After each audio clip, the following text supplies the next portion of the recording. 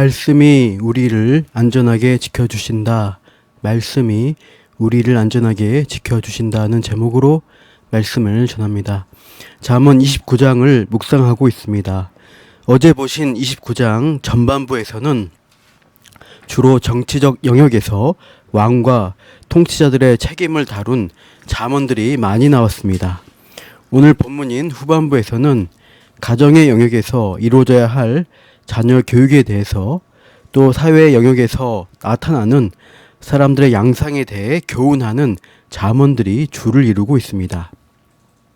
본문 15절에서 18절 단락을 묶어서 볼 수 있는데요. 관련된 절이 홀수절, 짝수절로 번갈아 나오는 것을 볼 수 있습니다. 15절과 17절이 자녀 훈육에 대한 말씀으로 연관성이 있습니다. 짝수절인 16절과 18절은 가정이 확대되어 이루어진 사회, 즉 공동체 차원에서 일반 백성의 삶에 대해 주시는 말씀이라고 할 수 있습니다. 가정교육이 얼마나 중요하며 그에 따라 공동체가 갖는 양상이 어떠한지를 교훈합니다. 먼저 자녀 교육에 대해서 17절 상반절 내 자식을 징계하라고 합니다. 15절 상반절은 채찍과 꾸지람이 지혜를 준다고 말씀합니다.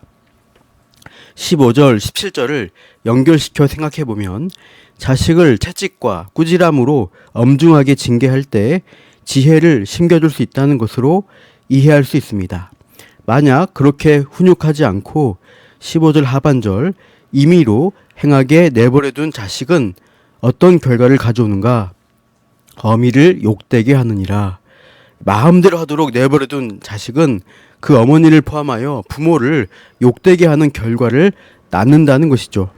반면 엄격하게 징계하여 지혜를 주는 훈육을 잘하면 17절 하반절에 그리하면 그가 너를 평안하게 하겠고 또 네 마음에 기쁨을 주리라. 부모에게 평안을 주고 부모 마음을 기쁘게 하는 결과를 가져온다고 말씀합니다. 당연한 결과입니다. 성경은 이 땅에 태어나는 모든 인간은 다 죄인임을 강조합니다. 귀엽고 착해 보이는 아이일지라도 모든 인간은 어려서부터 죄인의 본성을 가지고 있습니다.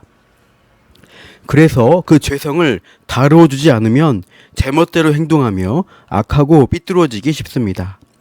그러므로 자녀 교육이 중요한 것입니다. 자녀의 생각과 행동에 대한 교정을 계속 해주면서 죄된 습성으로 가지 않도록 제어해 주어야 합니다. 때론 죄를 다스리기 위해 엄한 훈육 또한 필요합니다. 그렇게 하지 않고 오냐 하며 자녀를 이뻐하기만 하고 자녀가 원하는 대로, 좋아하는 대로 내버려 두면 당장은 부모가 편할 수 있지만 나중에는 큰 낭패를 경험할 수가 있습니다. 자녀 교육을 어떻게 했길래 이 모양이냐며 뭇 사람들에게 부모가 욕을 먹게 될 정도로 부모뿐만 아니라 그 자녀의 인생 자체가 참으로 안타깝게 될 수 있다는 것이죠.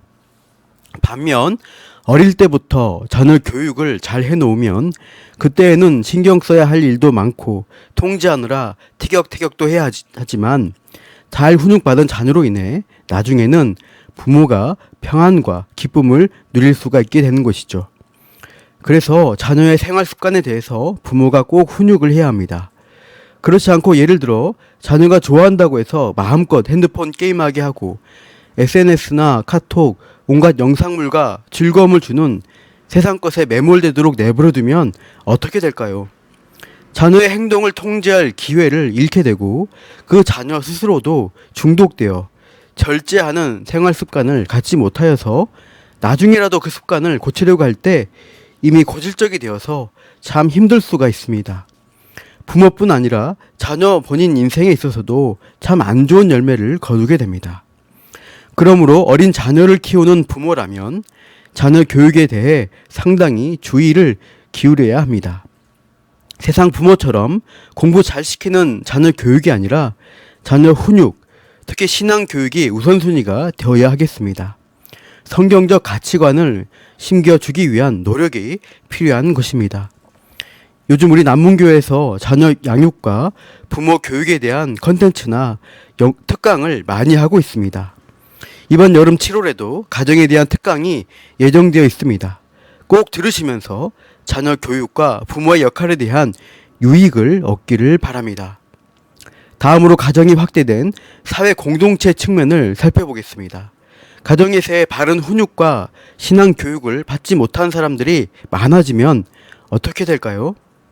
그 공동체와 사회에 악영향을 끼치게 됩니다. 16절, 악인이 많아지면 죄도 많아지나니 하나님 말씀의 지혜를 따르지 않으니 죄성대로 살아가는 악인들이 많아지는 것이죠. 18절 상반절에서는 그들을 묵시가 없는 백성이라고 합니다.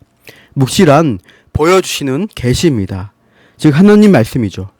말씀이 주시는 지혜가 없는 백성들은 어떻게 행동하는가? 18절에서 방자히 행한다고 말씀합니다.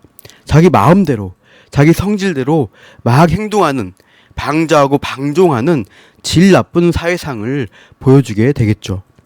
21세기에 들어서면서 전 세계적인 사회 현상으로 대립과 갈등이 격화되고 있는 모습들이 많아지고 있습니다. 범죄 사건들도 굉장히 엽기적이고 잔혹해지는 면이 있고, 성범죄도 인터넷 영상 시대에 맞게 교묘하고 악랄하기까지 합니다.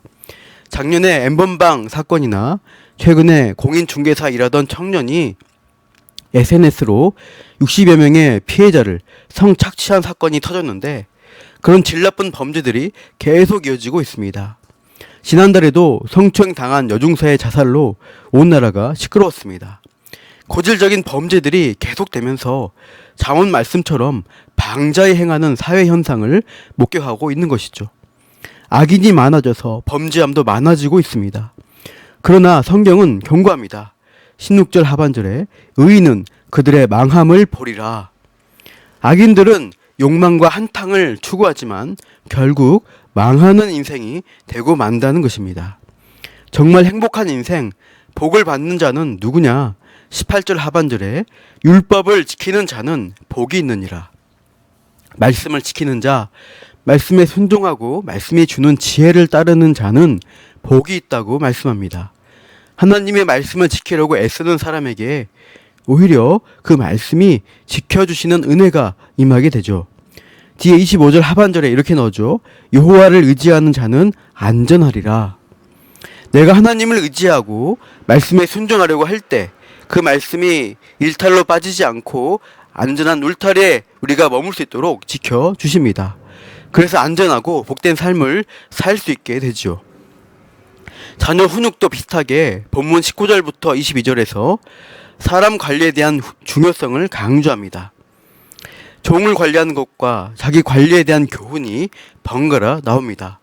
홀수절인 19절 21절에는 종을 관리하는 교훈이고 20절과 22절은 자기 관리의 중요성을 말씀합니다. 먼저 종은 말만으로 교정이 안 된다고 하죠. 19절 종은 말로만 하면 고치지 아니하나니 왜냐? 이는 그가 알고도 따르지 아니함이니라. 주인의 뜻을 이해하고도 주의를 기울이지 않게 행동 교정이 잘 안 되는 것이죠. 그래서 가정에서 자녀를 회초리로 엄하게 훈육하듯 종에게도 엄한 징계가 있어야 함을 교훈합니다. 21절 종을 어릴 때부터 곱게 양육하면 그가 나중에는 자식인 채 할 것이라고 하죠. 곱게 양육한다는 것은 실컷 먹이고 필요를 채워주어 마음대로 살도록 내버려 둔다는 것이죠. 임의로 행하게 버려둔 자식과 같이 나쁜 결과를 초래합니다. 종이 자식인 채 하는 거죠. 즉 주인의 은혜를 감사할 줄 모르고 당연히 여기며 방자히 행하게 되는 것입니다. 종을 부리던 구약 당대 사회에서 주인과 종의 관계에서 세워져야 할 규율이 있는데 그런 질서나 권위가 무너져 낭패를 겪는 것입니다. 훈육되지 않은 자녀의 문제나 묵시가 없어 방자히 행하는 백성들의 문제, 다 근본적인 원인이 무엇인가요? 다 죄의 문제로 인한 나쁜 결과들입니다. 자기 삶을 관리함에 있어서도 마찬가지입니다. 20절에 말이 조급한 사람은 자기 통제와 절제력이 부족한 것이며 게으름과 욕심 때문에 행동하기보다 말만 앞세우면서 조급하게 결과물을 기대합니다. 그러니까 오히려 일을 망치게 되겠죠. 또 자기 관리가 안 되는 대표적인 유형이 22절에서는 노하며 성내는 자라고 합니다. 분노 같은 감정을 다스리지 못하는 겁니다. 그래서 다툼을 자주 일으키고 범죄함이 많습니다. 우발적인 폭력과 같은 범죄에 연루되기 쉬운 것이죠. 이렇게 개인의 내면의 죄의 문제나 부모가 자녀에 대한 관계, 주인이 종에 대한 관계에서 자기 관리의 측면에서도 이 죄의 문제가 잘 다루어져야 지혜로운 삶을 살 수 있다는 것을 말씀하는 것입니다. 임의로 마음대로 잘하고 행동하도록 내버려 두어서는 인생의 끝이 좋지 않게 됩니다. 채찍과 꾸지람으로 다스려서 제어해야 자녀도 가정도 사회도 잘 되는 것입니다. 죄를 제어하고 다스리는 일, 즉 죄의 문제를 해결하고 죄와 싸우며 거룩한 삶을 살아가는 비결을 가르쳐주는 유일한 책이 바로 하나님의 말씀, 이 성경임을 기억하시기 바랍니다. 여기에 하나님의 지혜가 담겨 있고 묵시가 있어서 우리로 방자지 않게 할 수 있습니다. 거룩하고 신실한 하나님 자녀로서의 복된 삶을 살아가게끔 인도하는 이 잠언과 성경의 말씀을 오늘도 사랑하며 늘 묵상하여 영적인 안전함을 오늘도 누리시기를 축복합니다. 기도하겠습니다. 하나님 아버지, 우리는 죄인으로 태어나 자라며 살아가기에 그냥 두면 악하고 비참한 결과에 빠질 수밖에 없습니다. 죄의 문제를 다루시고 해결해 주신 복음을 알고 말씀이 지켜주시는 인생을 살게 해주시니 감사합니다. 오늘도 하나님 말씀 안에서 안전하며 하늘로부터 오는 평안과 기쁨이 넘치게 하옵소서. 감사하며 예수님의 이름으로 기도합니다. 아멘.